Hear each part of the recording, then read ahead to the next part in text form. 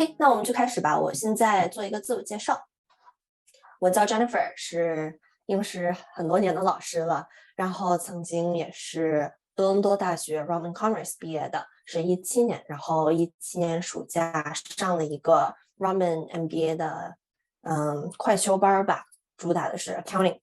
然后我毕业之后呢，就职于四大的一个事务所 KPMG。然后我之前在学校的时候呢，也是有做这个面试录取一个 officer。然后在四大呢，我做的是 financial institutions audit， 当时出来的时候是 manager。然后在工作中呢，也有做 campus recruiting。现在呢，已经从四大离开了，我在某金融机构担任财务总监一职。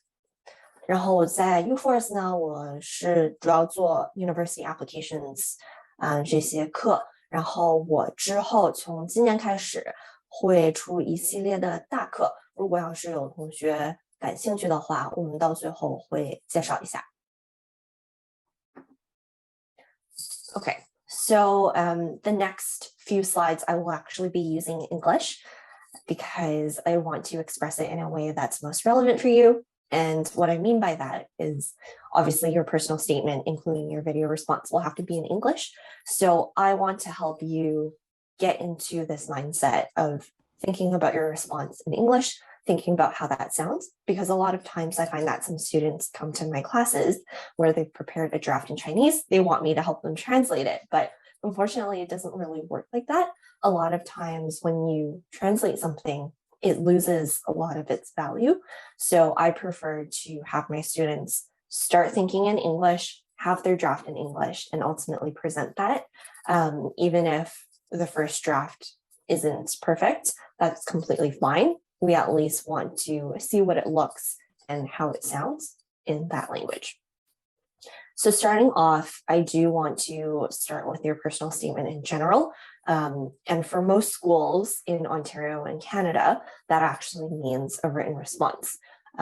Some schools, including Roman Commerce, which I know most students, that's their number one choice, also has a video component. So I will talk about that a little later, but starting off with some key matters first. So in general, in a personal statement, regardless of if it's fill in the blank on your OUAC, if they're asking you to write up an essay, if they're asking for some short responses, even those questions where they ask you, what is it during COVID that had an impact, including your video response, any targeted commerce-related questions, any of those random Roman Commerce questions that you might already be preparing for, such as, asking about if you agree or disagree with a statement. As I was saying, regardless of what the school is asking you to respond, they only have one goal, and that's to know that you are a student that they want to admit into their university. And that benchmark is different depending on your skill set, depending on your background, and of course, depending on what school you are applying to. However, ultimately, they just want to know that you will come in, be a good student while being at their university. And then after you graduate, they want to know that you will be a part of their strong alumni base. So obviously, you have a very limited amount of time to demonstrate this, which is why we need to pick and choose our battles. But ultimately, they just want you to give them confidence that admitting you into their university is a good decision. So what I mean by a good student isn't just grades, right? It's great if you have 99%, 100% on all your courses, but ultimately, it's just one part of the pie. Everything else involves around your interpersonal skills, the background that you're bringing. They want to show that you come to this university well equipped, and they want you to bring these skills into their school.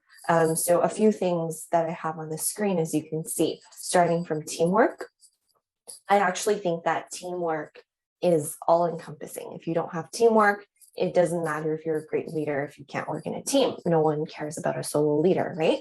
And if you do well in a team setting, then that most likely means that you are also able to execute on your problem solving, creativity, and critical thinking skills. However, I do think that it's very important to touch upon each of these if possible. I understand that there's a limited amount of time. So what I typically like to do with my students is sit down with you, go through a list of all of the experiences that you do have, maybe a list of 5 or 6. Pick out the 1 or 2 that I think are really great, I think will really stand out in a crowd. I think this part of the exercise is hard for you to do on your own because obviously I think you guys are new grade 12 students, if not still in grade 11 looking to get ahead. But that's what we're really here for you to do. So, we'll sit through, pull out the 1 or 2 experiences that I think are really strong, and then decide what kind of route we want to take. If I feel like you are the leader of a magazine club, then I think we really want to showcase that leadership, creativity, and critical thinking skills. If you were the lead role in a school play, then I think we really want to discuss teamwork, creativity, and problem solving, right? So everyone has different things. It all depends on what your experiences are, what we feel like we want you to showcase, but ultimately these 5 skills or experiences that I have listed on the screen, this is what you want to keep in mind when presenting yourself to the university. Okay, so now that we know kind of... Miss, excuse me. Yes, feel free to jump in. Hi. Okay, thank you. Hi, my name is Mike, and my question is about the skill set that you talk about. For example, because there's some qualities that the university require, right? So my question is, do this quality have to be presented as a form of you have to have outcome of this quality? For example, if you are a leader of a school play, you have to win an award to show that you are actually did it, or it's just in your essay to show that you have the experience. It's okay. Or maybe you are just a leader among your friends, but there's nothing besides the experience in essay you can show that. So you actually have need an outcome to show that you actually did have the leadership that they require, for example. Thank you. Yeah, so thank you for your question. I actually will be going through this in detail as part of my presentation, so I'll just answer very briefly right now, and then we can stay tuned for the rest of the content. But my ultimate response is, yes, you do have to show an outcome, but that outcome doesn't have to be the traditional, I participated and I got first place. It doesn't have to be that way. But I do think your example of, you're a leader amongst your friends, that's probably a little weaker of an example. We can definitely work on it to find something better. But rest assured, I will go through more detail in my presentation. So ultimately, these skills, how are you going to show them? I think it really comes down to 3 things. One, you want to make sure that this experience of yours actually makes some kind of contribution or some kind of difference. And I said community here. This is just a general, group setting. It can be within the school. It can be, maybe you're volunteering at a daycare, at a sporting club, anything like that. Number 2, you have to be able to show initiative. So this means that you're not just participating, you're not just attending a weekly meeting and not doing anything. You actually have to be someone who will put their hand up, make suggestions, want to improve things, right? And this goes hand in hand with the contributions as well. If you're not going to take initiative, you probably are able to make some kind of contributions by participating. But if you're going to show an initiative, then you for sure have that contribution box ticked off. And then number 3, I would say that it has to be a rather long-term commitment. If you have a list of 3 marathons that you're just showing up to and, maybe handing out some water, it's nice, but I would definitely not say, yes, let's take this student over everyone else. You know what I mean? It has to be more so you have to show you're able to engage yourself maybe over the course of 1 school year or at least 1 semester, and show that you're able to have this time management skills to balance it with your academics. Okay. Now, how are you going to present it? So this is where I'm kind of going to talk about that outcome. So first you have to start with, what did you do and why did you do it? By why did you do it, I mean, what was your purpose? What was your motivation for even participating? Is it because you want to make a difference in the school? Is it because you want to, show off your creativity side in an activity, right? And then next, I want you to talk about what was the activity and what were your personal actions, so as well as the impact. So I want you to say, I was a part of my student council and the role that I took on was X, Y, Z.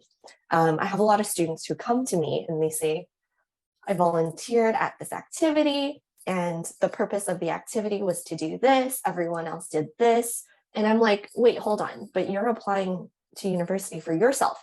I don't realize, I don't know what you said about yourself, right? So you need to talk about what you did. Ultimately, what was your impact from your action? So this is the outcome. It doesn't have to be something tangible, like you got a piece of paper that showed you got an award, but you can say that, I stepped in, I improved this process, and the result was that everything was, 50% more efficient. Or maybe the outcome is that you got acknowledgement from your teacher. All of this is great, right? And then you have to conclude by saying what were the skills that you learned, and also how do you plan to apply it for the future? This is important because, I think most of the students here, if you're listening in, I'm sure you're applying for a program that you haven't been able to get too much experience in. If you're applying for engineering, chances are you haven't had an engineering internship yet. Or if you're applying for commerce, chances are, maybe you're reading up on some business news, you took a few courses in high school, but you probably haven't worked in finance or accounting, right? So what's really important to show the university is you have transferable skills. I want everyone to make mental note of this term, transferable skills, okay?